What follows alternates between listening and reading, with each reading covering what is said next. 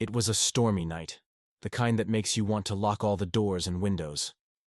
But for Sarah, a young woman living alone in a creaky Victorian house, the storm was the least of her worries. She had noticed the door a few days ago, a door that wasn't there before, a midnight door. "Where did this come from?" Sarah asked, curious. She said this as she approached the door cautiously. It was a dark, heavy wooden door, unlike anything else in the house. There was no handle, no keyhole, just a smooth, blank surface. Each night, the door seemed to grow darker, more imposing. Sarah found herself drawn to it, unable to shake the feeling that something was on the other side, waiting. One night, unable to resist any longer, Sarah reached out and pressed her hand against the door. As she did, a faint humming filled the room, and the door swung inward, revealing a dark, swirling vortex. "What is that?" Sarah whispered, fear gripping her heart.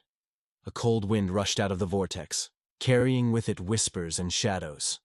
A figure emerged from the shadows. A tall, gaunt man with eyes that glowed with an eerie light. He smiled, a chilling, predatory smile. "Welcome, Sarah. I've been expecting you," the man said, sinister. "Who are you?" "What do you want?" Sarah asked, terrified. "I am the gatekeeper, Sarah, and I want company," the man said, his voice dripping with malice. He lunged forward and Sarah screamed, a scream that was swallowed by the storm. The next morning, the storm had passed. The sun shone brightly, illuminating the Victorian house. But the midnight door was gone, and so was Sarah. The house stood silent, waiting for its next victim. The door, you see, can appear anywhere, at any time. And once you open it, there's no turning back. Elsewhere, in another part of the world, a house much like Sarah's stood alone near the edge of a cliff. Inside, a man named David awoke to find a peculiar door that hadn't been there the night before, a door that seemed to beckon him with silent whispers. "What in the world?" David muttered, confused, reaching out tentatively. The door was smooth, mysterious, defying all logical explanation of how it appeared. David couldn't shake the feeling of being watched. The wind howled outside, but it was the silence inside that was most disturbing. "I can't explain it, but I know it's not right," David said, anxious.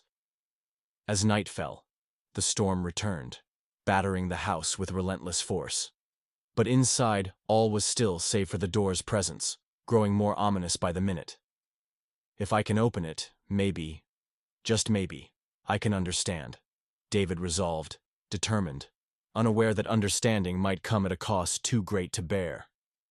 "There's nothing to fear, but fear itself, right?" David said, hesitantly, his voice wavering, betraying his uncertainty as he reached out. "This can't be real," David gasped as he crossed the threshold, entering a world of shadows and echoes, a place that felt both ancient and alive. "Welcome, David.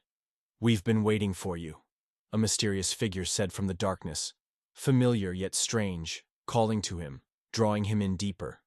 Who are you?" David stammered, distraught as the shadows danced around him, alive with secrets untold. "We are the gateway, David, to all that is hidden," the enigmatic figure said. David felt the air grow cold as the figure stepped closer, its presence both unsettling and compelling. "I needed answers, but now I'm not so sure," David said, apprehensive. Morning came, the storm having passed once more, but the world felt fundamentally altered, as if shadowed by the remnants of a dream.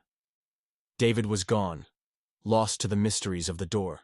Yet somewhere, across time and space, another door would soon appear, and another soul would be tempted by its call.